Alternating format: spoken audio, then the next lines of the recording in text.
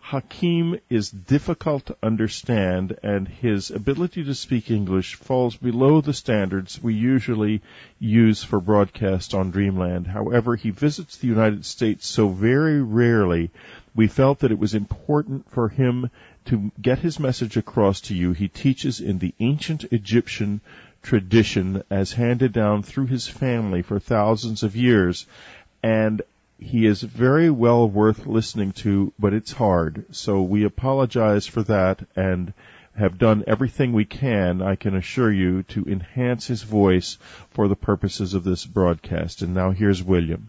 Abdel Hakim Awyan is a tour guide of sorts. For decades, he's been giving guidance to explorers and spiritual pilgrims at the sacred sites, the energy centers along the Nile in Egypt. Hakim has tapped into an ancient oral tradition of Kemet. The ancient name for this land, as it was known long before the Greeks called it Egypt. A term used to describe Hakim is the word that is still in use for a vanishing breed, the dragoman. This Turkish word for interpreter meant the multilingual high official who stood to the Sultan's right at court and facilitated his communications with ambassadors and heads of state and guided visiting dignitaries to the great showplaces of the capital and the empire. Thus, a dragoman had the skills of a diplomat, a scholar, a secretary in the classical sense, literally a keeper of secrets, a vizier or a wise man, and an entertainer, all rolled into one subtle but brilliant package. Hakim is a dragoman. Also on the line with us is Stephen Mehler, an author who's been sitting at the front of Hakim's class for well over 10 years. His two books, Land of Osiris and From Darkness into Light, will give you a scribe's eye view of Hakim's vision of ancient Kemet. His revolutionary course in the indigenous wisdom of ancient Egypt at Naropa University in Boulder, Colorado, is the first such course ever to be taught anywhere, and it's based on Hakim's teachings about ancient Kemetian language and science, culture, and spiritual practice. Hakim and Stephen, welcome to Dreamland. Thank you, William. William, it's always a pleasure to be on with you. Truly. Thank you so much. Hakim, welcome back to the U.S. I noted that the last time you were here was in 1986 when you were here and became well known as a peace diplomat who made a tour of Washington, D.C., New York, Chicago, Minneapolis, Denver, L.A., and Memphis and other cities. And your message to America then, as it still is now, is simple. The Egyptian people are people of peace, and they love peace. Can we begin by talking about that? What prompted you to return to the U.S. at this very special time? Well, it's the same purpose. It's love, light, and peace. That's my return to the United States. And love, light, and peace. Love, light, and peace. And Stephen, it's got to be an incredible honor, Stephen, to have your teacher, your friend, your inspirer here in the United States with you in Boulder. How's the visit been going? It's something that can't even be put in words, William. This is a dream for me for many, many years to be able to have Hakim as my guest. Whenever I go to Egypt, I'm treated like a son. I'm treated like a member of his family with incredible respect, and so it's wonderful to be able to reciprocate and have him here and dote on him and wait on him and have these incredible conversations that we have. Hakim has this amazing ability that I've told people, I've characterized him as a walking library. And it almost seems like it's inexhaustible. The well never ends. So every time we come, we get into, it seems like similar topics, but we go deeper and deeper and deeper. And that's an example of what we believe is what's happening for people, that consciousness will be awakening now, and we're going to be able to address these subjects that you're so interested in, and be able to go deeper and deeper and deeper as more information is revealed and as our consciousness and senses open. Now, Stephen, you're a trained Egyptologist, and so that means that you probably had been given one set of lenses, and then you met Hakim. What was the transition like from a traditional mainstream approach into Hakim's core teaching? And how did you make that transition? Yes, it's an excellent question. And actually, I never was someone who was an accepted Egyptologist. I began the study on my own. I've been trained in archaeology by one of the world's great prehistorians who's probably passed on, Professor Francois Borde at the University of Bordeaux, when I did archaeology in the 70s. He taught me field archaeology. But I came to Egyptology on my own, studied on my own, and very quickly went past academic Egyptology as not being complete, not being enough of the answer. I went into the metaphysical tradition, got involved with the Rosicrucian Order Amark in San Jose, California, went deep into the Masonic, Theosophical, and Rosicrucian traditions about ancient Egypt. But even that seemed like there was still something missing. So as I always say, to make a long story short, I discovered a book by Murray Hope, a British author, Wiccan priestess, and independent Egyptologist, who indicated in this book, it's called Ancient Egypt, A Serious Connection. I discovered it in the early 90s, that there still was a living tradition in Egypt. There still were people who kept the oral tradition, the old ways, way beyond before writing, before Egyptology recognized it, that there was a civilization. And so I went to Egypt actively seeking someone, and lo and behold, as you said, Hakim has been an active tour guide. He's basically semi-retired now, but still leads groups. I lead groups to Egypt, and Hakim works with our groups. And he's been doing this for 58 years. I mean, he's been living in the shadow. His village, Nazrat Esseman, is the village right by the Giza Plateau. From Hakim's balcony window, you look right at the Sphinx looking at you. He's grown up here. Over 70 years, he's been investigating the traditions of his own country, his own people, besides the formal academic training of Egyptology and archaeology. So when I met him, I knew he was the teacher I was always looking for. And the collaboration has just continued for going on 14 years, and we're working on the third book. And it's just been an amazing experience to understand this whole tradition that's way before there was a Greco-Roman Western understanding of the country that's, as we say, erroneously labeled Egypt, Egyptos, Greek word. It's Kemet, and that's the ancient civilization, which we can trace back 65,000 years at least, the beginning of this current cycle, but cycles which may take it back to ages, to dates that no one wants to deal with, millions of years perhaps. Hakim, you're in your 70s, your late 70s. You have 11 children. Congratulations. I've met a couple of your sons. I unfortunately didn't get a chance to meet you the last time I was in Egypt. When did you, as an individual, as an Egyptian man, as a man born in Egypt, when did you discover ancient Kemet, and how did that awakening change your life?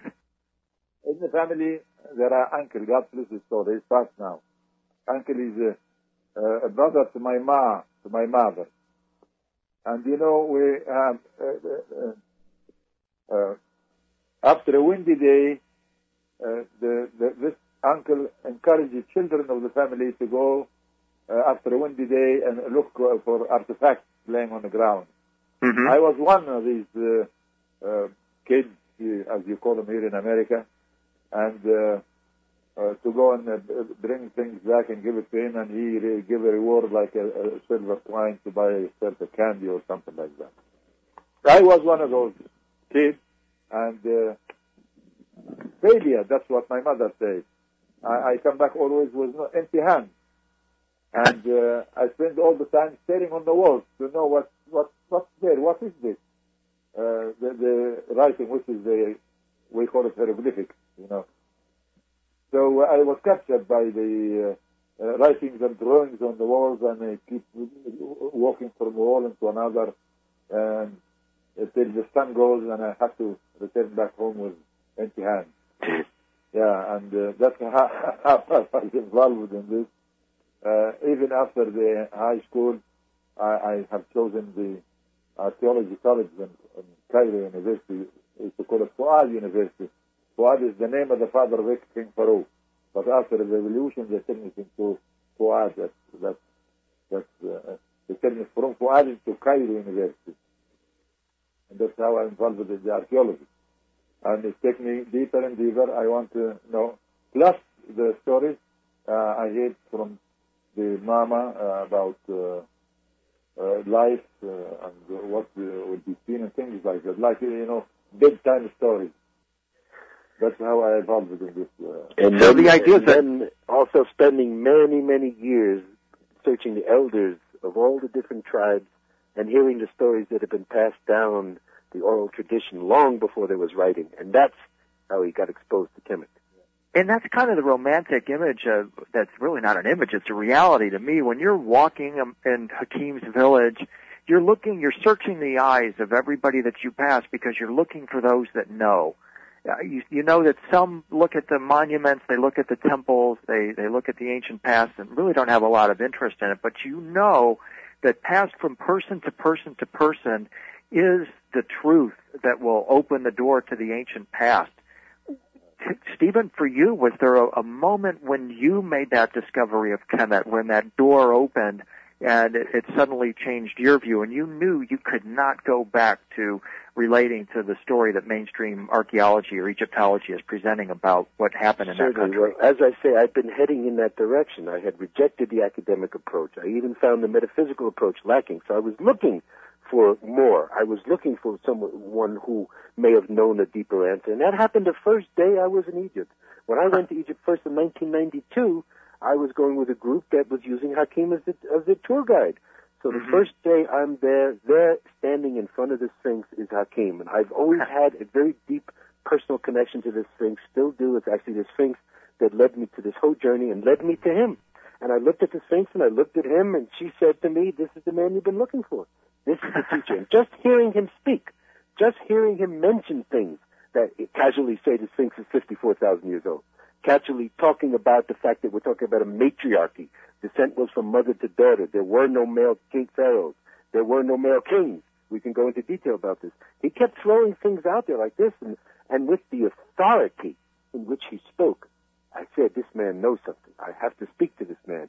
So I pulled him to the side, and we got into conversation, and sure enough, very quickly, early in the conversation, he starts bringing out the whole idea of the previous civilization and cycles, and that led into this whole idea of Kemet and what became the research that resulted in the land of Osiris. The whole new foundation, new discipline, as you've mentioned. We don't teach Egyptology.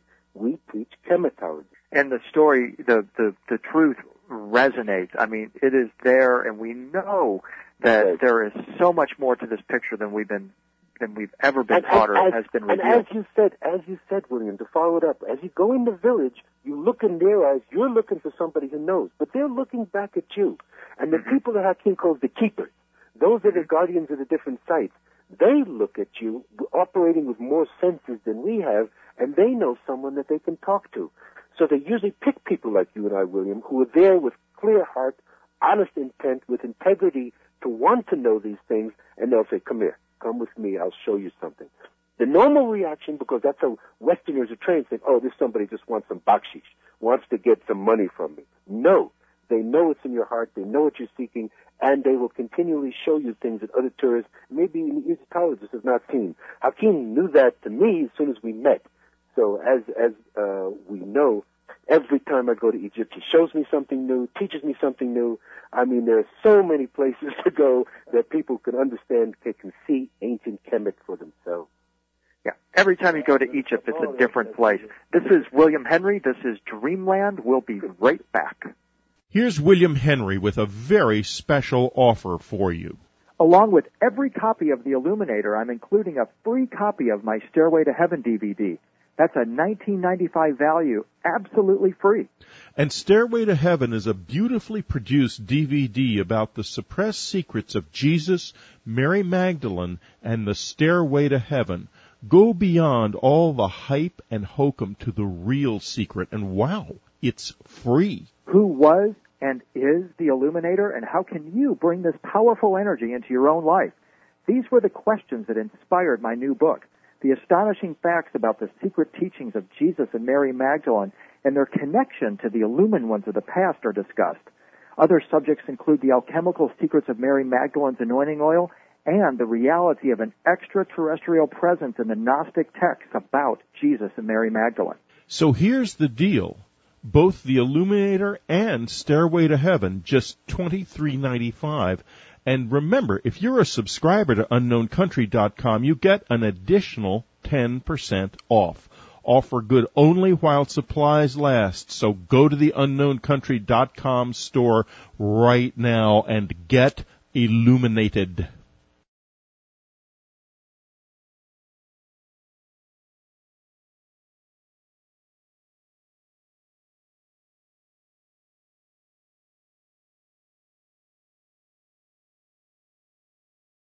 This is William Henry. This is Dreamland. We're continuing with Hakim and with Stephen Mehler. Stephen, just before the break, we were talking about how each time you go to Egypt, it's a different place. It's a different experience because there's so much to see and so much to experience. What I want to talk about for the moment here is the core teaching. The distinction between Kemet in Egypt is at the very core of the truth for Hakim and those who share his vision about what the land of the Nile was and in fact still is. Kemet is an indigenous African word that peoples living along the river may have used before writing was first invented. Let's take us back to ancient times, to ancient Kemet, and just talk for a moment about this civilization, where it came from, what its people were like. The word Kemet translated into your English today as Black Land. The Black Land. Black Land. And obviously, black comes with the flood. When it rains a lot in the south, the water stored in two famous lakes, the Tana Lake and Victoria Lake. But Tana were, the white and blue rivers joined together in a place called Gabal Lawli in Sudan, and till it reached the Mediterranean, where the northern borders. So when the flood comes with the water loaded with silt, and silt lays on the light color sand of the desert, turns into black. So they call it the Black Land. That's where the word Kemet is. But Egypt is another thing. 700 years before Christ, there is a Persian who comes to Egypt, would like to put offerings to Ptah, P-T-A-H, that's the local god of Memphis, Ptah Neferton, that's Riyadh, and on a stela written on it in Phoenician letters, which is the Greek called hieroglyphics, I have come to the place of the energy of God. And that's pronounced, when you read it, Het Ka Ptah. Het means the place, Ka is the image, Ptah is the title to the god who pops from the blue. And that is, when it's written in Greek letters, turned into He Ge Sos. He Gestos, and that's where the word Egypt comes from. And that's only 600 years old, 60 to 700 years before Christ. So suddenly we have a shift away from what can be thought of as the truth. We have a new name for the country. It's suddenly Egypt is born, and Kemet is not necessarily, it just goes into a dormant phase, let's say. But what we have is the true evidence of this civilization spread throughout the Nile, especially, Stephen, in the form of the energy centers, the per-netters. Let's talk about the Comitian science of energy and the sacred sites of the Nile as powerhouses and the technology that built the Giza monuments. Yes, and the powerhouse is actually a good term. It's one that Hakim likes to use. One of the bases of his teachings, the foundations, is cycle, and it involves use of certain numbers, the number 5, the number 42. Originally, Kemet was composed of 42 tribes. That's the basis of the 42, all races of people. As Hakim says, from all major continents, from Europe, from Asia, Africa, combined in Kemet, 42 tribes, all races. Then there's the number 5. 5 appears in the 5 stages of the sun. It also is what we call 5 pers. Per meaning house. First, per-ah, origin of the word pharaoh, really means high house, and it's the woman's house. The key understanding here is a matriarchy, matrilineal descent. There never was a male pharaoh. Absolutely not. Male per-ah. Never. So they're not kings. These are people that are just male representatives of a family chosen by the per-ah, who is the woman. Second is per-ka. That's your tomb, the house of the ka. Per-ba, house ba can be defined as spirit, house of the spirit, that's your temple. Now the one that you want to lead to is per-neter. Now neter is the key understanding. Neter has been one of the words most mistranslated by those who think they know. They've translated it as God or goddess. No. Neter, defined by Schwaller de Lubitsch first to bring it to the West, said it's an aspect of consciousness, a principle of creation. Hakim further defines it as a sense, which is an aspect of consciousness. Again, saying we are innately born with 360 senses. So we believe now it's actually 180 degrees one way, meaning there was 180 masculine concepts and 180 feminine concepts, which makes 360. So everything had a duality, but they're principles. So per neter, Greeks used it to mean the word nature. House of nature, house of energy, powerhouse. It's not pyramid. They defined it as pyramid, but the Greek word pyramidos, where it comes from, means fire in the middle. Even that has no relationship to a tomb. It may be describing a machine in the Greek understanding. But we know that the Greeks did not understand what it was all about. They from Mr. Herodotus, as Hakim likes to say, the journalist, called the father of history, sometimes called the father of lies, he was told that the whole civilization was kings and their sons, and the kings are buried in pyramids, their tombs. Absolute rubbish. Nonsense. These per neters, which we call pyramids today, stone masonry pyramids made of limestone, basalt, and granite, igneous rock, powerful crystalline content, were for energy. They are powerhouses, produce we could sit and have a whole conversation of what different types of energy was produced. We don't even know all of them yet, but we know microwaves, radio waves, hydrogen gas, perhaps electricity, tremendous and even sub-quantum fields. We have a physicist in Ukraine working on the theory that those that built the Great Pyramid had a greater knowledge of quantum physics than we have today. He thinks he has a device that can measure that the Great Pyramid pulses quantum waves, which shows an incredible degree of understanding. And so these were energy houses. They were arranged on the natural grid line of the Earth herself, power places in a line, in a grid, to produce these tremendous infrasound and energy waves throughout, and what we say, free energy. Chris Dunn and I make a joke these days, and we say, whoever built the Great Pyramid was a bunch of Nikola Tesla. It is a major free energy device. And so what we had at this time, as many as 40, 50,000 years ago, I think you're probably comfortable with that time frame, is we had energy centers built by a bunch of Teslas running around, and the purpose of them was to amplify these high energy frequencies. And the effect, I think you talked, that they had on people was that they kept our bodies and our emotions healthy and in a heightened state. So let's talk about what would it be like living in such a civilization where you had this fully functioning system of houses of nature that were continually bathing us in the frequency of life and of healthy emotions. Now, the word nature here, if you write it down in your letters, it's NTR, just NTR. NTR. Have used it? Yeah. Yes, because vowels were sacred. They were not written.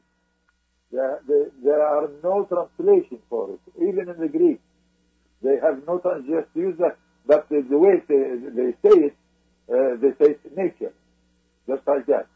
And this flexible stage you can use for any purpose, like if you see a nice site, like I'm looking at it now in Colorado, that's nature. When you see some good, healthy people, it's nature. If you see, the word nature, you can use it for anything. But the root is from Kim, Commission word for pen. And the idea, William, as you said, Hakim introduces this concept of the Sesh, the 42 tribes, known as the people. Yeah. They were not white, black, Jew, Christian, Muslim, Buddhist, blah, blah, blah. It was everyone. It's a generic term, man, female, no difference, the Sesh. So the idea, when people ask, why was the Great Pyramid built? Hakim says, for the health, for the good of the Sesh. It's a free energy device for everyone. You don't have to plug in. You don't need wires. The location of what we call camp today is in Africa, Asia, and Europa. You see, that's what I mean by the word Sesh, people of all. And the word Sesh being translated into Greek like human. And that is when you look everything through man point of view. Human. There is a man, M-A-N, and there is another man with womb man. That is the translation to the word sex. And so the goal, as you said, William, was to maintain healthy sex. Yeah. Keep people's immune systems at the highest frequency, their consciousness at the highest, health at the highest, consciousness at the highest, happiness, all of that. That was the major function of the Great Pyramid, to maintain healthy sex. Did it have a spiritual function as well, Stephen? Oh, yes. In other words, did people go to the Great Pyramid to have a spiritual experience? Or was it like going to a modern Corvette and opening the hood and looking at the engine and expecting to have a spiritual experience? Some people do. I don't. Yes, if I could say it's because we're talking about things that have happened in stages. When the great Perneter was actually functioning, no one was to go inside. The energy would have been too extreme. What they did is build temples nearby. The Perba bathed in the energy field of the Perneter, and people could go in there and chant sounds and continue the high consciousness. But we talk about perhaps a major cataclysmic event happening around 11,500 years ago, so obviously the pyramid has to be older than that actually shut down its function as a major Perneter, and then people could start going inside and start holding initiations in there. So that's why we do that today. I always tell people the greatest meditations I've ever had have been in the King's Chamber. So it's still producing infrasound. It's still vibrating as a coupled oscillator in harmonic frequency to the earth. This is why people have profound spiritual experiences today inside the Great Pyramid. But it has only been used as a temple of initiation for maybe 5,000 years or so. So the original intent was not to go inside. It's producing these tremendous energy fields, but the energy fields, you could have a temple nearby, and there's where you go and could bathe in the fields. So it's only within the last cycle, perhaps, that people have been using it to go inside and have initiation. When we get back, I want to talk about when we get back from the break, I want to talk about the Egyptian concepts of death and rebirth. This is William Henry. This is Dreamland. We'll be right back.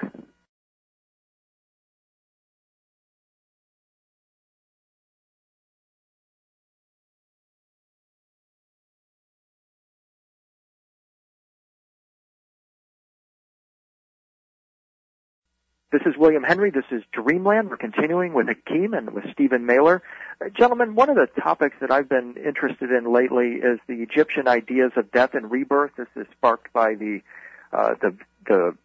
Egyptian Quest for Immortality exhibit that's here in Nashville this summer. So I've had a chance to go look at the recreation of the tomb of Tutmosis III about a dozen times. It's a phenomenal experience to be able to study that close up, and it's led me to wondering about the whole idea of the ancient Egyptians' belief in the afterlife. I know that part of what Hakim and Stephen, you write about is this idea that after the time of Akhenaten, you had a shift in their beliefs and changes.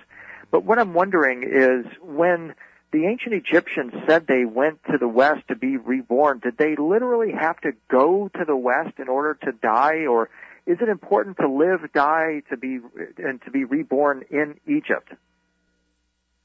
We have a group of people, we call them the Hanut, the untouchable people, those who deal with the dead. And we have no word of death in the Phoenician language. When we want to say this word, we say westing, or heading to the west, just like the sun. But this become a great business to the Hanut. When you promise paradise and to the other side, if you do this and that and that, this is only exists in the time of the Ammonite state. And Steve can tell you about. Yes. Again, basically, this is what From Light into Darkness, the second book, is about, how religion evolved. The whole idea is the ancient Cometians did not believe in death. Simple as that. They did not see a dichotomy, life and death. Everything was life. What we call death, they called resting, is just changing to form. So no, they didn't actually think they had to go physically to the West. They believed that's where spirit went and just to go on to another form. In other words, they always had this concept that there's a part of us that's never been created, can never be destroyed. People sometimes want to call it the soul or whatever, or spirit. But they believe that the essence that we are is never created, never destroyed. So death was not an end to them. It was just form changing. So the physical body was not, they knew they were more than the physical body. When the physical body was dropped, they knew that there was essence that continued on. The Hanuti that Hakim is talking about, these are the people who took these ideas and made a business out of it, created the idea of death, soul, and God, and created religion and an afterlife. But to the Cometians, there was afterlife and this life are all the same. It's all one continuum, one flow of consciousness. And so it didn't separate. Again, the concept of separation comes in with this modern cycle of Amun. And that's where religion comes in. So we're talking about spirituality that existed before then. And in spirituality, there was just an understanding that we are spirit, never created, never destroyed. And all it is, what later became death, was just form changing, going to the West. And they didn't separate life and death. It all was a continuum of life. And for Dreamland subscribers, we have an astonishing conversation between myself and Hakim and Stephen, and as well as our special guest, Greg Braden, on the subject of separation and high spirituality. It's a conversation not to be missed. One of the topics that I find so fascinating in the work that you two are doing involves the Comitian writing. We know that they were never called hieroglyphs, but instead they were called by the Comitians something else. They called their speech and writing Suf, which is the root word for our Sophia. Can we talk about this for a moment? What is the origin then of these teachings? Because this is important to me, because this is what Hakim is saying originally got him going on this path to find these secrets of ancient Kemet. You know, we have students come from everywhere to study. Particularly the one comes from the nearest continent, that's Europa. We have them to come and study the written language. And the written language to the Greeks pronounced hieroglyphia. Hieroglyphic. Hero means holy. Glyphic or graphia is the writing, the holy writing. And when they go back, they know about it, so they are titled as the children of the Suf. The children of the Suf language, the children of the Suf language written. And that's how it's pronounced. Phileo Suf. Philosophy. Yeah, let's break down into philosophy now. Philosophy. Phileo Suf. And so how did one then connect with or receive the wisdom, the philosophy of the Holy Suf? How connected? Mm-hmm. How did one receive that wisdom? How did they learn the knowledge of the Holy Suf? Well, the symbols, there is no language written, but it's the symbols all.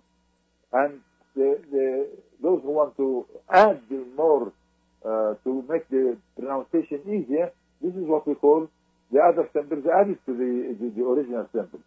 If you have a symbol for letter, for example, you have like an axe or a flag. And when you have a symbol for disk to the sun, just a circle with the beam of the sun coming out. And that's how the symbol. If I write anybody's name, like William, now William can be titled to a piece of land, or a machine, or an old man, or a woman, or a child. These are the symbols also added to the letters which is pronounced the word itself. You follow what I'm saying? Mm-hmm. Yeah. Stephen, one of the subject that seems to come up a lot over and over again in your work with Hakim is the subject of water. Yes. Talk with us for a moment about the ancient Comitian belief or understanding of water. What did they know that we aren't fully understanding of today, or what are we trying to discover about their secrets today? Yes, let me take you to the symbol of water. It doesn't come to my mind, but here it is now. You see a leg with the foot of a human, a foot and leg to the knee, and then on the knee sits or lays a vase of water running down to the toes. That is a symbol of saying the man or the person who deals with the water, the one who knows water, and that's pronounced where. And the symbol is Asgat. Yeah, the symbol is Asgat. As is the water. And as Hakim teaches us, this is an extraordinary, to understand, to work with water means many different professions. Yeah. Again, their knowledge and use of water we're just rediscovering today. We say to people water was a basic source of the energy for the Great Pyramid. They actually catalytically converted water into oxygen and hydrogen and used the hydrogen gas. But water was used for so many different things, not just to irrigate crops, not just to drink for health. It was used for energy, for many, many different facets. This is why they tunneled hundreds of miles, I believe, but at least definitely 25 square miles of underground tunnels to connect with underground river running water to bring to the sites where the pyramids were to use the water for energy. And tremendous hydraulic engineering projects to drill through limestone bedrock, and this is what most of the tunnels are. They're for water to come to the houses of energy, the powerhouses, and And just to start, we know the Great Pyramid produced microwaves, radio waves, probably electricity, hydrogen gas, quantum waves. But there's more. I've told people it will take lifetimes before we even can discern how many different types of energy were produced from the Great Pyramid. And the key understanding, Hakim has told me, is running water, a beam of the sun, using solar energy to hit the water with crystal energy, with sound. All of that interaction is how they cut, shape, lifted stone into place. And the water was a tremendous source of energy for the people. And I wonder if there was a wisdom attached with it too, Stephen. Here's why I'm asking. In the book of John, Jesus meets up with a blind man who is blind from birth. And Jesus spits on the ground and makes a clay with his saliva and smears the clay on the man's eyes and said to him, go wash in the pool of Siloam, or Shalom, the pool of peace. So the man went and washed and came back, and he was able to see. Now, in the book, The Wars of the Jews, Flavius Josephus, who's, of course, a Jewish priest, tells us that the location of Shalom had that fountain of sweet and abundant water. And what I'm wondering is this. Is it possible that Jesus did more than cure a man of literal blindness? Could we also be talking about a spiritual blindness? And when the man could see, he could see the language and the symbols of wisdom. He became a suf, or an initiated being. What are your thoughts on that possibility? I agree to that. But the water has everything. Everything we need is in water. I would agree that, the whole idea of baptism comes from ancient Kemet. So definitely there was rituals of doing ceremony, prayers, sacred chanting, immersing somebody in the water for a spiritual rebirth. Obviously, Christianity borrowed everything from previous systems, and we know that there was what we could call baptism in ancient Kemet, part of initiation. So I definitely that's what Jesus was doing. And also people believe that a master through saliva can transmit energy and wisdom. So I think that's also part of what was the situation there. And so what I'm wondering it's a spiritual rebirth, obviously. Yeah, and he could have been preparing a person to go bathe in the quantum waves coming off the Great Pyramid. Sure. Something like that. Sure. And every pirba, or as we call it, the temple to Koti, yes, you have a holy lake. Right. This holy lake is supposed to be for the baptism or another initiation, to be prepared spiritually to be in the spot area where the Holy of Holies, what we call today, where the source of energy is. But there is another reason kept not to be announced, is the purpose of numbers, like the Hanut watch how high the Nile flood, because it goes with the Nile. How high the Nile flood, how much land is irrigated, and how much harvest is expected. That is one of the Holy Lake functions. Mm-hmm. Yeah, it's water. The Holy Lake is water from the Nile. William, to answer your question, water was considered very sacred to the ancient community. When we come back from the break, gentlemen, I want to talk about the subject of light beings. This is William Henry. This is Dreamland. We'll be right back.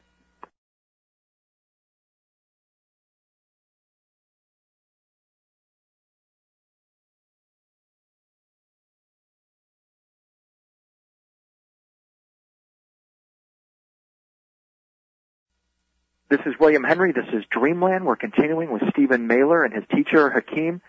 Gentlemen, I'm highly, highly intrigued by the recollections and rememberings concerning ancient light beings. There's a oral tradition here in Tennessee where I live that was retold by a Cherokee wisdom keeper. Her name is Diane Wehu. She was allowed, after we landed a man on the moon in 1969, to record these ancient traditions in her book, Voices of Our Ancestors.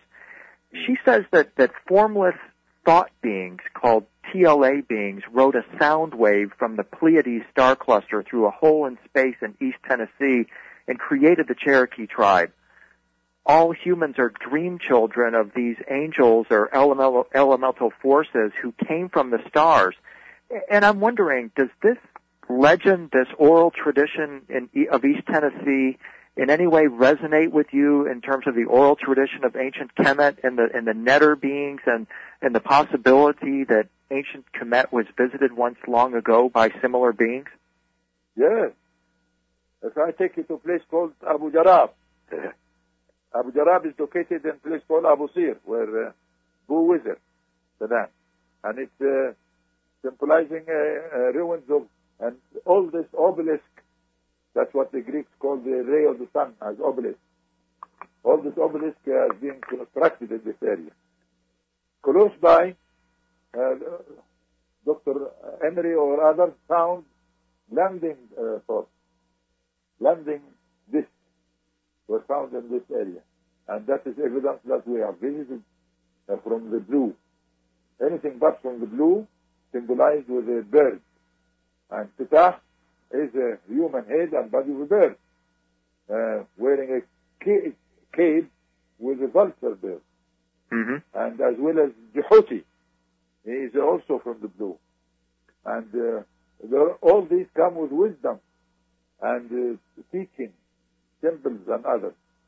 But the other thought, which is, I have been in a conference in Nevada, Laughlin, Nevada, speaking about UFOs.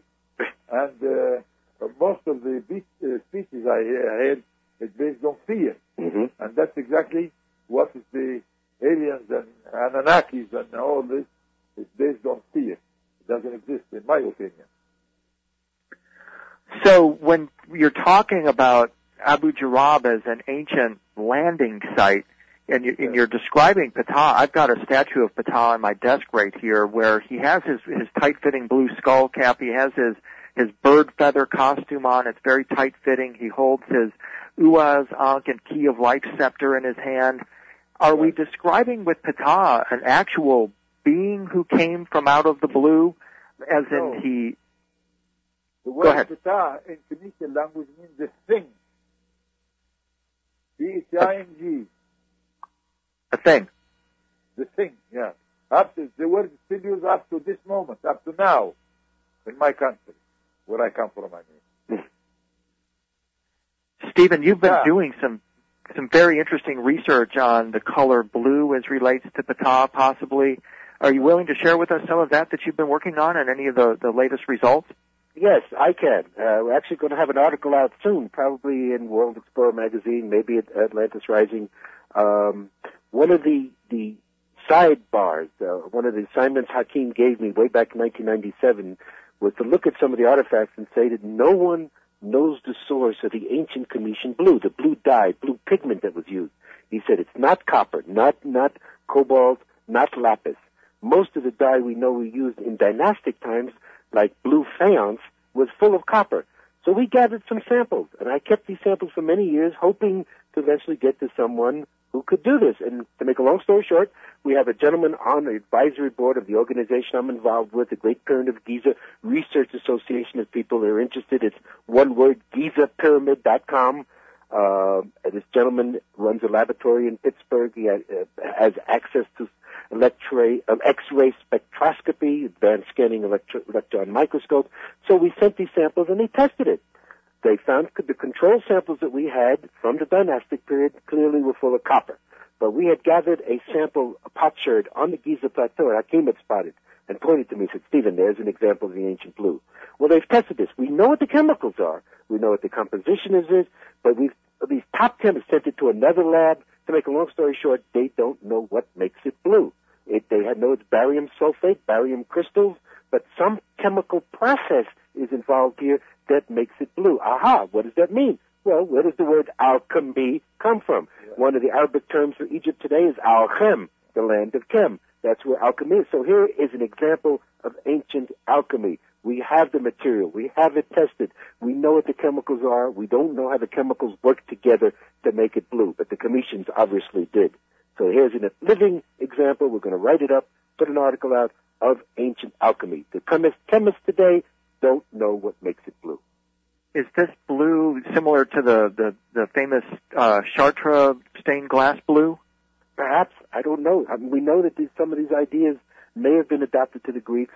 The Romans did have some knowledge of dyes and materials that they got from Egypt. We don't know. But it's definitely, if you remember going in some of the temples, if you saw the depictions of Nut on the ceiling with the blue sky behind it, because she represents the sky. That's the blue. You see it a lot in Kemet, in the temples, the ancient blue dye pigment. And Egyptologists just assume it's copper. They've never tested it. It's not copper. Hmm. So, are you willing to go out on a limb then to say that this is an alchemical product that we're talking about, and that possibly it's somehow connected with beings who came from the stars, i.e. Ptah? I've speculated that, William. I've gone there because, again, Hakim says that the correct definition of Ptah is the one who comes from the blue through the waters from the stars. And so it is intimating that perhaps the blue has an extraterrestrial source, possibly, or extraterrestrial understanding how to make it blue, these chemicals which are found on the Earth. So I speculate that's a possibility, William. And I'm so interested in this whole idea of these beings manifesting literally out of the blue. And I can't point to another Cometian or even Egyptian site that is similar to Abu Ghraib in terms of its significance or its labeling as a place where this actually happened. Are there other places that we know of, whether through myth, legend, or story, that says this was a quote-unquote landing place of these beings? Only Abu Ghraib. Only Abu Ghraib. Yes. That's why you went there, William. It told you That's what. Yeah, I went 3 times. I had to go back again and again because it's so remarkable when you're standing in front of that mound there, and you've got this enormous alabaster platform sitting there. It represents to me such a tremendous enigma, and you know deep in your soul that you are in an incredibly ancient and incredibly special place. Absolutely. That's a very, this is what I told you when we spoke when you first came back, that your senses were opened. You've got the insight. I have that too. I have that ability. Hakim will take me to an area and you just sense the unbelievable antiquity. I had the same exact experience the first time I went to Abu Ghraib. Whatever I could say about it, I couldn't articulate, but I knew in my being that this was very, very ancient site. And talking now...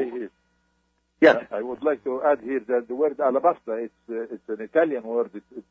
It doesn't mean anything, but Italians want to describe translucent marble. That's what they call alabaster. But these stones you see in Abu Ghraib, it's a crystal, and nothing but crystal. Yeah, African crystal. A massive slab of African crystal. Absolutely remarkable. We've only got a few minutes left, gentlemen, and one thing I wanted to talk about is reincarnation. So many times you see examples. For example, there's a physicist named Brian Greene who shows in his book The Elegant Universe that a symbol representing the tearing of space-time. And then you go back and you look at the Egyptian hieroglyph to tear, and it's the exact same symbol. You look at images, as I've documented in my presentations, of the ark or bark of the millions of years, the ship of the gods, and you compare the shape of that ship of the gods with the way, for example, Professor Stephen Hawking portrays a wormhole or a stargate. And it makes you wonder if these physicists, these scientists are maybe reincarnated Cometians, if they're tapping into what is the original sacred science of the netter beings. What exactly would you say is going on in our world? Another example, of course, is Dr. Emoto in his book, The Hidden Messages from Water, who is providing a scientific collaboration of exactly what Hakim is saying about water. Exactly. Are we seeing a return to full consciousness, or are we seeing a reappearance of ancient Cometian priests and teachers? It's the awakening. It's the awakening. Yeah. Again, it's the end of the cycle. Senses are opening up. And I think we're just at the very beginning of this, and this is what makes it so incredibly exciting, because just in the past 10 years, it seems that this awakening has begun. Where are we going to be just in a couple of years from now? I mean, everything is accelerating so quickly. It just seems that we're so close, right on the brink of gathering these secrets.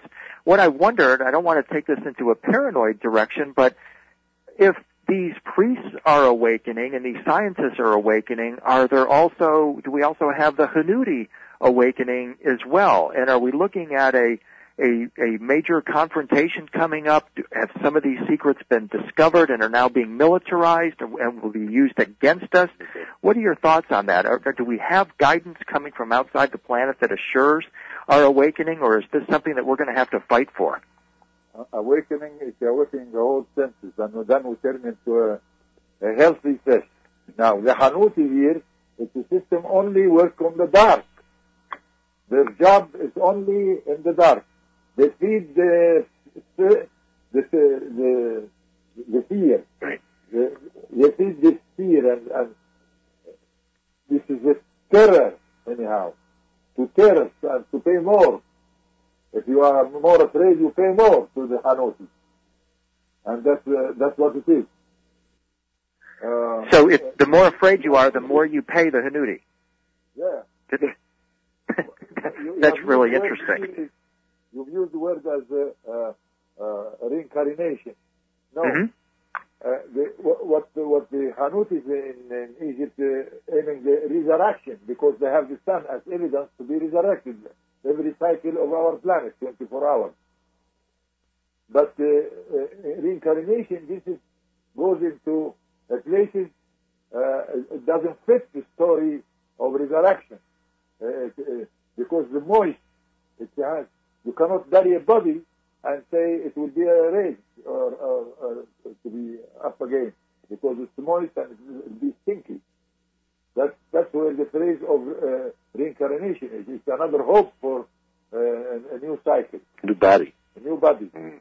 Yeah, but what based on is the resurrection.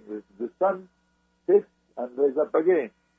And this will happen in every 24 hours as our cycle timing or time lineage. But our planet also cycles in another way, what you call the other way. It's 26,000 years, one cycle. Could it be tested? Yeah, could it be session? Stephen, how so can... what we're saying, William, to answer your question is we're not anticipating this great battle between light and dark. Mm-hmm. What we're seeing is, it's always darkest before the dawn. This is what the world we're in today, with the preponderance of ignorance and trying to keep the truth hidden. But as people come into consciousness, as people wake up, once the fear is lessened, they have no more control. So they're not going to be this battle because their influence will just disappear. It seems like people think, this is too serendipitous type thinking, that people are just going to eventually turn their spears into plowshares. But this is what has always been predicted. Once the consciousness hits a certain point, the Hanuti will lose their influence. The light comes in and dissipates the darkness, and we'll be in the highest state of consciousness without having to fight a battle over it. A battle is still Amen. A battle is still the Hanuti's way of dealing with things. Gotcha. So let's hope we're at the tipping point. Stephen, how can individuals, our listeners, keep in touch with Hakim and his activities and thank you. Learn about your trips and tours? Yes, I lead tours to Egypt. I'm leading one in November. The site is, again, www.bodymindspiritjourneys.com. People click on Sacred Journeys, they'll see Egypt. Anytime people come with me to Egypt, they meet with Hakim. He does work with our groups. He answers questions. They can get to share their experiences with him and learn the Commission teachings. We're leading a very special tour to Egypt next March that Hakim will be leading with us. That's for people who've already been to Egypt. We're going to go again, like you've been fortunate to go to Abu Ghraib. Tourists don't go to Abu Ghraib. We're going to take our group there. We're going to go to Amarna, the city of light of Akhenaten. And so people contact me. They can get arrangements to meet Hakim in Egypt, to be with Hakim, and go on tour with me. They get to experience Hakim's teachings in the field.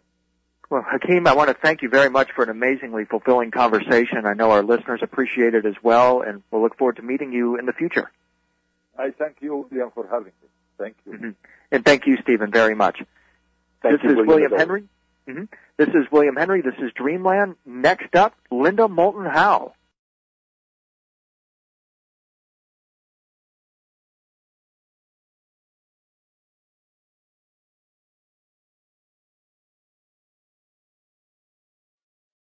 You're about to experience something that you just can't get elsewhere. Emmy Award-winning science reporter Linda Moulton Howe reporting on the absolute leading edge of science, discovery, and the true mysteries of the unknown. Don't miss her website, earthfiles.com, the one science website that tells you the secrets and gives you the facts the others dare not. earthfiles.com. This week, she has Ryan Wood with her live, talking about documents suggesting something very new and very extraordinary about an unknown part of Area 51. Here she is with Ryan Wood, Linda Moulton Howe. Thanks, Whitley. I'm in Colorado now, where I'll be speaking at the MUFON conference this weekend, along with Ryan Wood. My subject is going to be UFO crash retrievals and the American government policy of denial in the interest of national security. And the subject with Ryan goes perhaps to the heart of the question of back engineering technology that might have been retrieved from one or more non-human interplanetary disks going all the way back to 1941. And this mystery is called Area 29.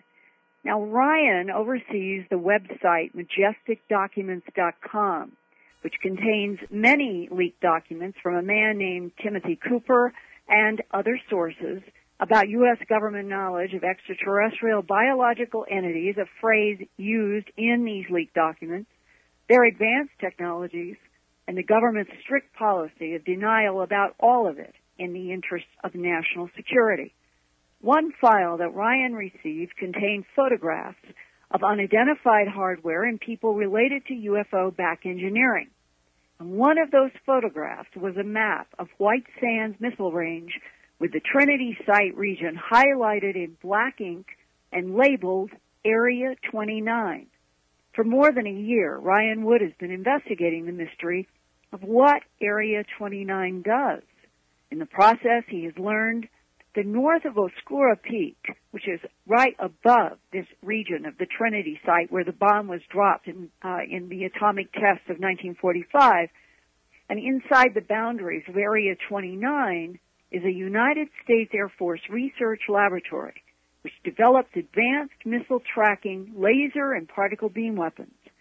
Oscura Peak is also referenced in some of the Majestic 12 documents as a geographical reference for at least one, quote, interplanetary, unquote, crash site.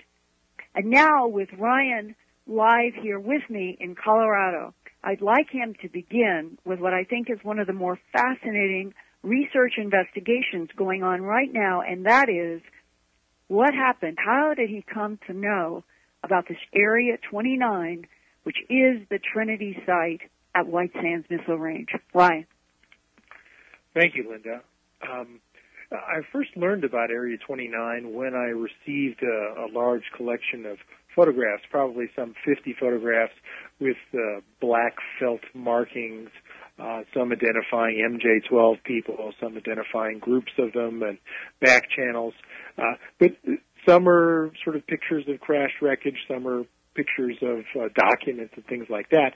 But on one of them was this label in the upper corner, Area 29, identifying the White Sands Missile Range in the sort of northwestern corner of the missile range. And that caught my attention, and I started to dig around and do some investigation in it, and I've learned a few things about that area. Here's Linda. Well, one of the things that really impressed me as I have looked at some of these photos that Ryan has here on the desk is one that appeared to have been taken from a satellite. And Ryan, I think it's probably as much a provocative issue about what this Area 29 might be. Describe that satellite image. Well, let's see. We have one satellite image that was just taken, normally you can go to Global Explorer today and pull it up, and you see a line of some 27 semi-tractor trailer trucks weaving around on the White Sands Missile Range and going directly into the side of a hill, into an underground facility. Either they're all leaving with dirt or coming in with supplies or going back and forth. But it's a severe, large military convoy that goes in and out of an underground facility. And I'm sure that the White Sands Missile Range is littered with all sorts of underground facilities, and it's logical to believe that anything really important is underground, and ET reverse engineering would be underground. This whole field of the military having knowledge about a possible extraterrestrial presence and having the most famous Area 51 that's been linked now to the issue of government cover-up of an extraterrestrial presence. For the radio audience that might not understand, we think of Area 51 and we think of the movies and the features and all the documents that have been released about extraterrestrial linked investigations and cover-up. Does Area 51 and Area 29, do they have any kind of official or unofficial connection? Well, that's a great question, Linda. The unofficial connection is that Area 51 has been linked with extraterrestrials, and Area 29, through this one leaked person, has linked it to extraterrestrials. But when you step back in terms of military jargon, it's a very common way of labeling operations areas, and they used it during World War II and the Korean War and many other military operations, probably today in Iraq. You know, they divide up the area, the whole country in grids, and they call them Area 1 through, 50 or something. It's sort of a convenient way to do it. I've seen examples of this in the National Archives. There's nothing magic about the naming Area 29, but it just seems like we have evidence now that says Area 29 on White Sands is a hotbed of Majestic 12 activity and ET activity. Some of my assets have linked it to deep space propulsion vehicles, ground-to-space aircraft, sort of Mach 10-plus vehicles, negative gravity vehicles, high-energy output devices, laser, particle, beam weapons, so forth. And we know that there is a large research and development lab run by the Air Force right there on Oscuro Peak, dealing with laser beams and particle weapons. So it is a very technologically sound and rich area and a highly classified area, and it's been a military base for a long time. I don't remember the first time, but I'm sure it's a pre-World War II base. Another interesting thing about this is that as Ryan has done research, he came upon a fascinating book. It is a 2005 copyright by an author named William M. Arkin. And the title of the book is Code Names, Deciphering U.S. Military Plans, Programs, and Operations in the 9/11 World, meaning after 9/11. Now, I am seeing the book for the first time. It is an amazing reference book. Really, it is going through all, thousands, literally, of projects. Now, here is Ryan to talk about one that has been linked to Area 29, knowing that if the audience could see, I am looking at a microfilm photograph of a map of White Sands taken from a microfilm reader. And whoever it was who leaked these photographs and these files to Bob and Ryan Wood wanted them to see black ink on top of this map outlining Area 29, labeling it as Area 29, and with these photographs, this map from a microfilm reader, were photographs of people in which also inked was MJ12 over the people. Ryan is doing an investigation there. Well, now in this book, Code Names, up comes another one with a fascinating link to what his remote viewer has found that Area 29 might be all about. Ryan. Yeah, the key code word is Omega. Top secret Omega or Omega operations. And in the codename book, they clearly state that Omega is an Air Force special access program. And for those people that are familiar with military security, that means it's a top secret, Magic or MJ-12 or Omega classification. It's highly sensitive and secret, and I believe that is the key code word that describes much of the reverse engineering and encrypted long-range communications that is going on with our government and the UFO and ET materials. So that's the umbrella, which I'm sure they won't change the code name for quite some time. I mean, it'll probably cost them a lot of money to change it. But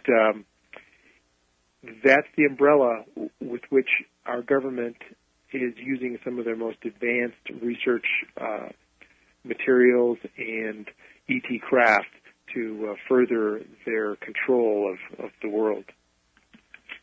And it is, to me, as an investigative reporter who has been trying to get to the bottom of what our government knows about an extraterrestrial presence and its agendas, it's fascinating that before he died, Lieutenant Colonel Philip J. Corso in the United States Army told me in great detail about his being at the Trinity site, which is basically at the heart of Area 29, an area that has been possibly one of the most classified areas in this entire United States for decades, and that he had a face-to-face with what Colonel Corso called a non-human entity.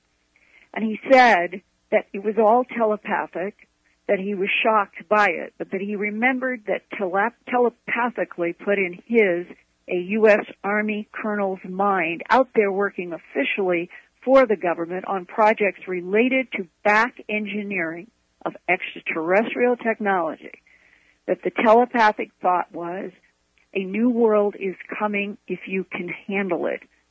Well, today, in 2006, with the world as rocky as it is, White Sands Missile Range may still be, in the United States of America context, one of the most important technological developing areas perhaps in the world, and yet, Whitley, it may all be underground, that these 27 trucks photographed from a satellite were only an insight to the fact that this 60 years and long running facility that was so important to the development of the V-2 rocket missiles and up to the present day may actually be dealing with what are called Mach 10 plus vehicles and going out into deep space. And my question to Ryan and to you, Whitley, and I will go to Ryan first, could we have non-humans allied with us in this underground installation trying to get us into outer space? Well, Linda, that certainly seems like a logical and reasonable speculation. If you believe all the data and the crashed hardware and the recovered alien bodies, and a couple of them live throughout the trajectory of all the crash retrievals that have been outlined in my book and other works, it's likely that this is the area that they would work with them, and other underground areas. It's just sort of speculation, but I'm excited that we have a starting point to really start digging in. I mean, you can do a lot more work in interviewing local people and more satellite imagery.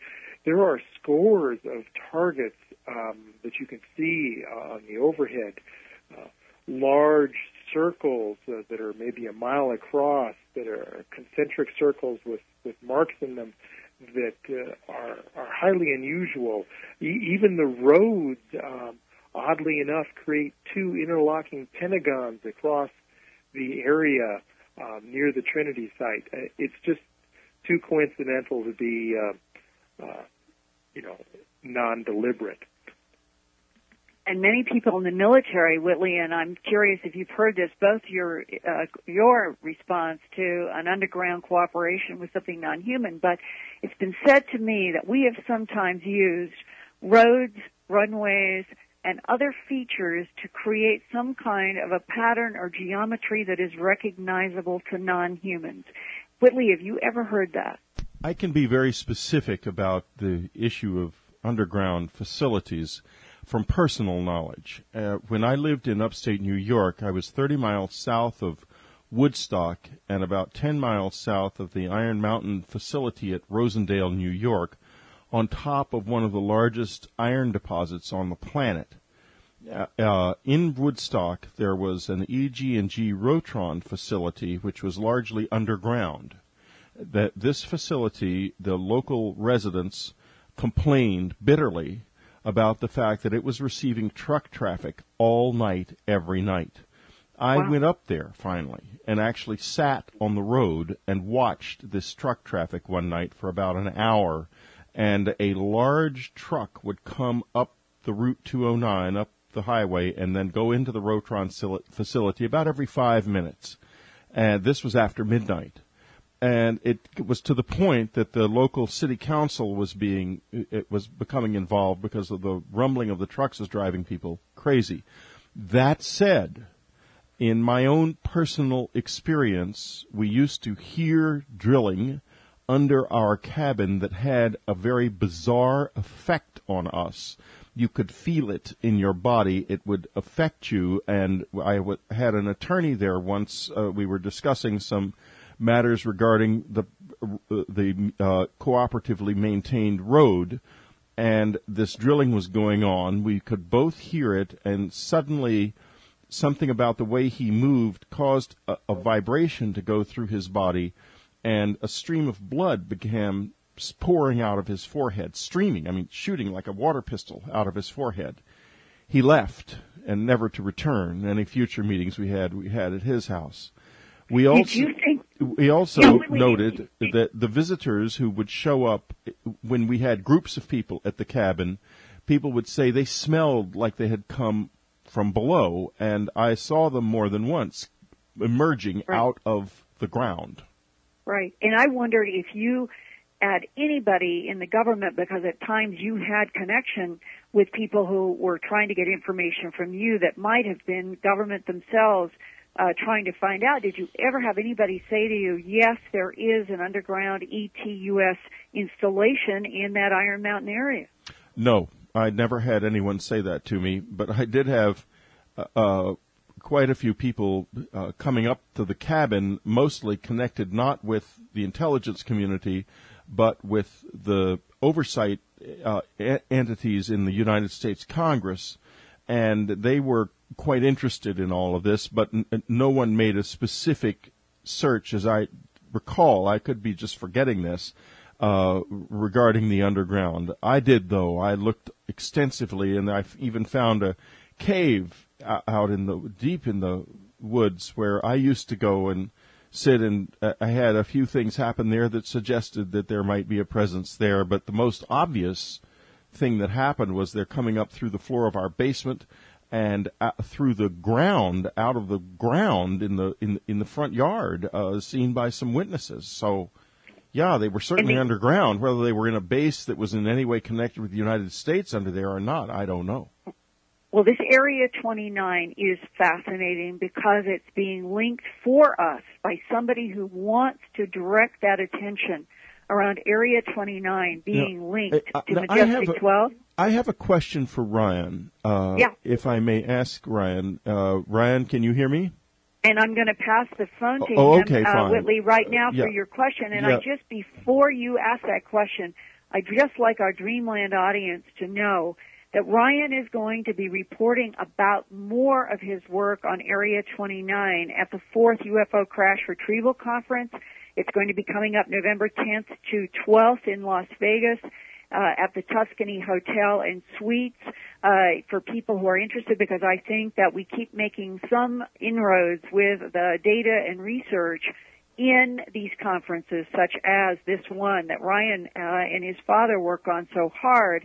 And for people listening, you can go to www.ufoconference.com for registration and ticket information. I'll be there in November as well, and I really recommend it. And now, Whitley, I'm turning the phone over to Ryan. Ryan, I have a question for you. We only have 2 minutes left, though, so be very succinct in your answer. I think the listeners would like to know where this material is coming to you from. Well, the Majestic documents came through a lot of different sources spanning since 1984. No, I mean the material you're talking about now. Yeah, I know that. And this particular batch of photographs came from Tim Cooper, and Tim Cooper said they came from Thomas Cantwell, a retired near-death former interplanetary phenomenon unit employee, and on his deathbed said, I need to give these up to you, and I need to feel better, and I've done lots of remorseful things in my life, and that's why he turned them over to Tim, allegedly.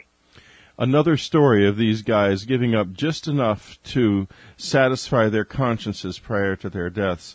I wonder if it really works in the long run. Ryan Wood, I would like to thank you very much for being with us, and Linda Moulton Howe to thank you for a fabulous report.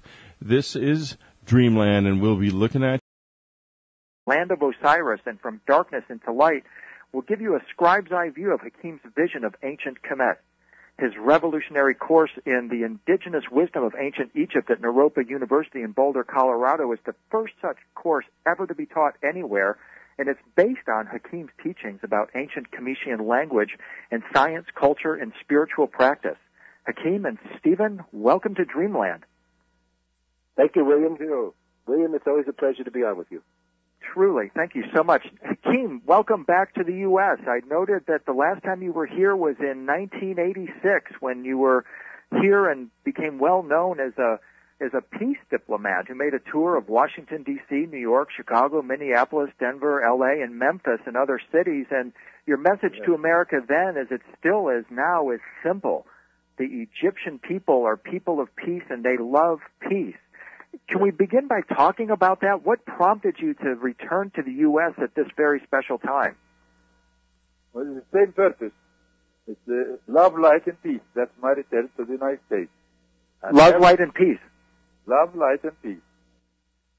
And Stephen, it's got to be an incredible honor, Stephen, to have your teacher, your friend, your inspirer here in the United States with you in Boulder. How's the visit been going? It's something that can't even be put in words, William. This is a dream for me for many, many years to be able to have Hakim as my guest. Whenever I go to Egypt, I'm treated like a son. I'm treated like a member of his family with incredible respect. And so it's wonderful to be able to reciprocate and have him here and dote on him and wait on him and have these incredible conversations that we have. Hakim has this amazing ability that I've told people, I've characterized him as a walking library. And it almost seems like it's inexhaustible. The well never ends. So every time we come, we get into, it seems like similar topics, but we go deeper and deeper and deeper. And that's an example of what we believe is what's happening for people, that consciousness will be awakening now, and we're going to be able to address these subjects that you're so interested in, and be able to go deeper and deeper and deeper as more information is revealed and as our consciousness and senses open. Now, Stephen, you're a trained Egyptologist, and so that means that you probably had been given one set of lenses, and then you met Hakim. What was the transition like from a traditional mainstream approach into Hakim's core teaching? And how did you make that transition? Yes, it's an excellent question. And actually, I never was someone who was an accepted Egyptologist. I began to study on my own. I've been trained in archaeology by one of the world's great prehistorians who's probably passed on, Professor Francois Borde at the University of Bordeaux, when I did archaeology in the 70s. He taught me field archaeology. But I came to Egyptology on my own, studied on my own, and very quickly went past academic Egyptology as not being complete, not being enough of the answer. I went into the metaphysical tradition, got involved with the Rosicrucian Order Amark in San Jose, California, went deep into the Masonic, Theosophical, and Rosicrucian traditions about ancient Egypt. But even that seemed like there was still something missing. So as I always say, to make a long story short, I discovered a book by Murray Hope, a British author, Wiccan priestess, and independent Egyptologist, who indicated in this book, it's called Ancient Egypt, The Serious Connection. I discovered it in the early 90s, that there still was a living tradition in Egypt. There still were people who kept the oral tradition, the old ways, way beyond before Egyptology recognized that there was a civilization. And so I went to Egypt actively seeking someone. And lo and behold, as you said, Hakim has been an active tour guide. He's basically semi-retired now, but still leads groups. I lead groups to Egypt, and Hakim works with our groups. And he's been doing this for 58 years. I mean, he's been living in the shadow. His village, Nazrat Esseman, is the village right by the Giza Plateau. From Hakim's balcony window, you look right at the Sphinx looking at you. He's grown up here. Over 70 years, he's been investigating the traditions of his own country, his own people, besides the formal academic training of Egyptology and archaeology. So that when I met him, I knew he was the teacher I was always looking for. And the collaboration has just continued for going on 14 years, and we're working on the third book.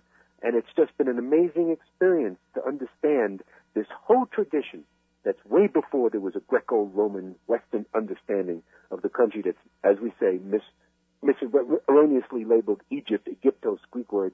It's Kemet, and that's the ancient civilization, which we can trace back 65,000 years at least, the beginning of this current cycle, but cycles which may take it back to ages, to dates that no one wants to deal with, millions of years perhaps. Hakim, you're in your 70s, your late 70s. You have 11 children. Congratulations. I've met a couple of your sons. I unfortunately didn't get a chance to meet you the last time I was in Egypt. When did you, as an individual, as an Egyptian man, as a man born in Egypt, when did you discover ancient Kemet, and how did that awakening change your life? In the family, there are uncle. God bless his soul. He's passed now. Uncle is a brother to my mother. And you know, we after a windy day, this uncle encouraged the children of the family to go after a windy day and look for artifacts laying on the ground. Mm-hmm. I was one of these kids, as you call them here in America, and to go and bring things back and give it to him, and he give a reward like a silver coin to buy yourself a candy or something like that. I was one of those kids, and failure, that's what my mother said. I come back always with empty hands. And I spend all the time staring on the walls to know what's there, what is this? The writing, which is we call it hieroglyphics, you know. So I was captured by the writings and drawings on the walls, and I keep walking from one wall into another, and until the sun goes, and I have to return back home with empty hands. Yeah, and that's how I was involved in this. Even after the high school, I have chosen the archaeology college in Cairo University. It's called it Fuad University. Fuad is the name of the father of King Pharaoh. But after the revolution, they turned it into Fuad. They turned it from Fuad into Cairo University. And that's how I'm involved with the archaeology. And it's taken me deeper and deeper. Hakim is difficult to understand, and his ability to speak English falls below the standards we usually use for broadcast on Dreamland. However, he visits the United States so very rarely, we felt that it was important for him to get his message across to you. He teaches in the ancient Egyptian tradition as handed down through his family for thousands of years, and he is very well worth listening to, but it's hard. So we apologize for that and have done everything we can, I can assure you, to enhance his voice for the purposes of this broadcast. And now here's William. Abdel Hakim Awyan is a tour guide of sorts. For decades, he's been giving guidance to explorers and spiritual pilgrims at the sacred sites, the energy centers along the Nile in Egypt. Hakim has tapped into an ancient oral tradition of Kemet. The ancient name for this land, as it was known long before the Greeks called it Egypt. A term used to describe Hakim is the word that is still in use for a vanishing breed, the dragoman. This Turkish word for interpreter meant the multilingual high official who stood to the Sultan's right at court and facilitated his communications with ambassadors and heads of state and guided visiting dignitaries to the great showplaces of the capital and the empire. Thus, a dragoman had the skills of a diplomat, a scholar, a secretary in the classical sense, literally a keeper of secrets. a vizier or a wise man, and an entertainer, all rolled into one subtle but brilliant package. Hakim is a dragoman. Also on the line with us is Stephen Mehler, an author who's been sitting at the front of Hakim's class for well over 10 years. His 2 books,